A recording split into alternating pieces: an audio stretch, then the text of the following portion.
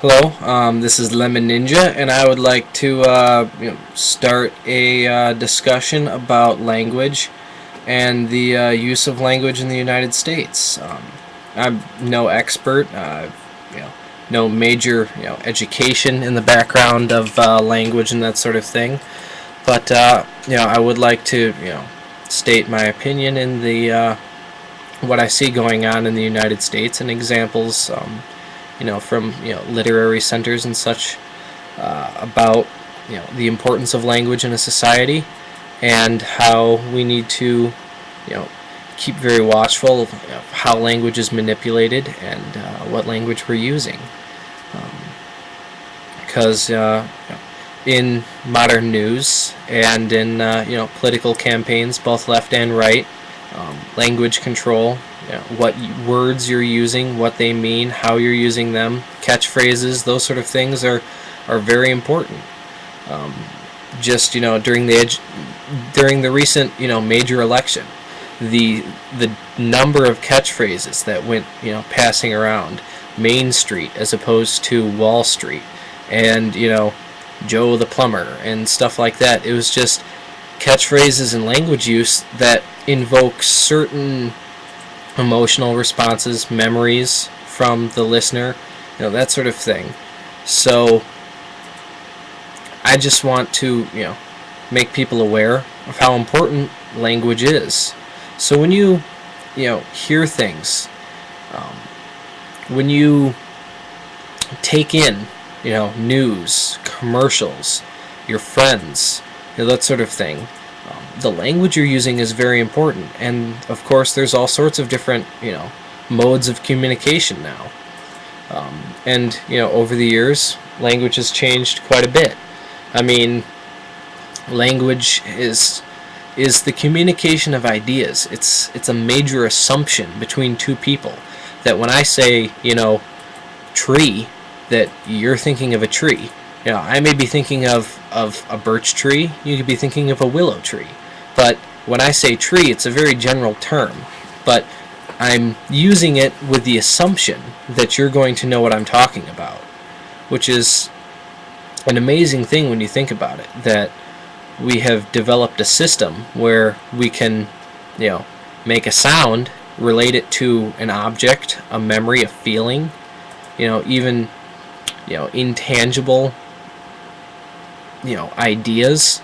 We can apply these constructs for them and build a society that's based around these major assumptions, that you are thinking of the same thing I'm thinking of when I say something.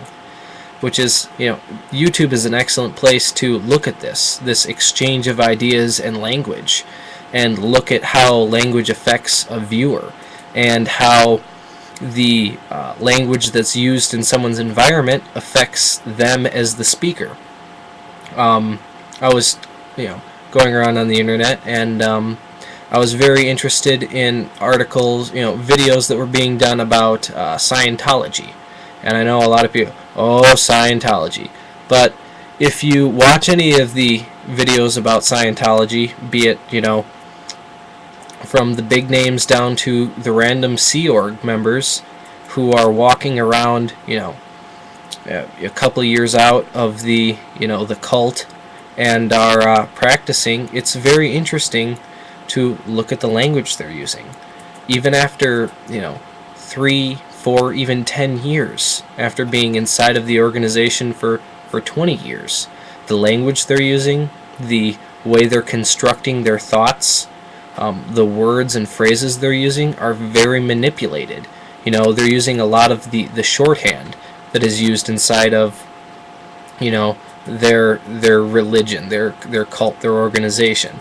The OT5, OT6, which for people that don't know, OT stands for Operating Theta, which is some sort of, in layman's, like a level of spiritual enlightenment inside of their organization. So you'll hear a lot of that. Abbreviations, shorthand, basically a process of dumbing down the human language. And I like to compare it to Orwell's book, 1942, because in 1942 they talk about Newspeak, and for anyone who hasn't read the book, they should, because it's a wonderful, interpretation and look at what language is and what language does. For example, in this book, they're developing a new English language called Newspeak, and in it, there is no word terrible, there is no word excellent, wonderful.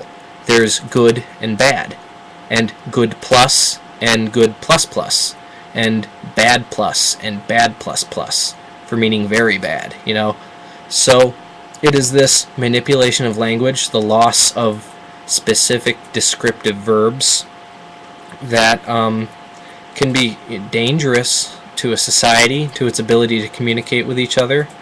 The reason that when you look at those letters being written back and forth between people in the Victorian age, in the Civil War era, and those sort of things, is because when they were writing letters, it was a very thought out, well prepared writing.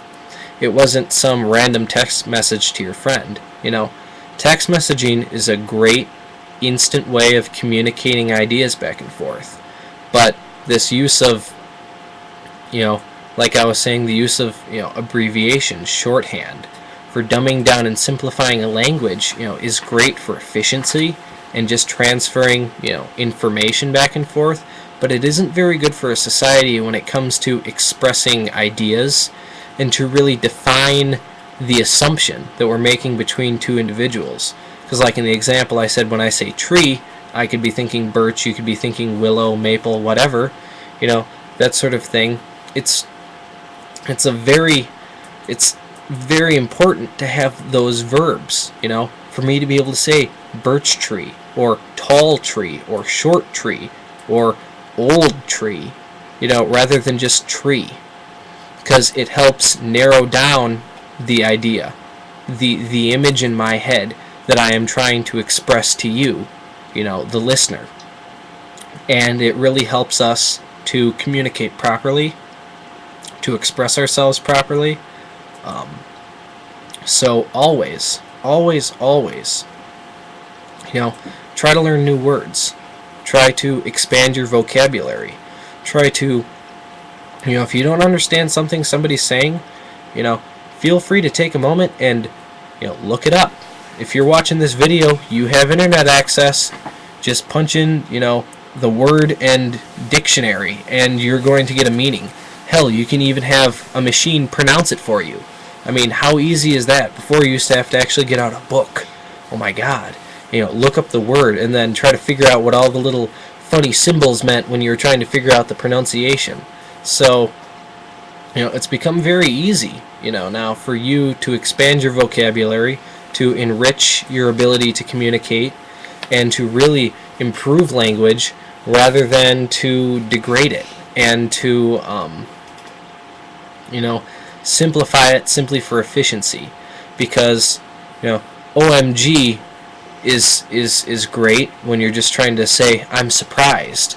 But, it's eventually going to lead towards, a degradation of human speech. Because every time you say LOL for laughing out loud for something that's humorous, there's a lot of different ways you can describe, how you're laughing, how that sort of, like, oh, that was a good chuckle, or, oh man, I just peed myself laughing.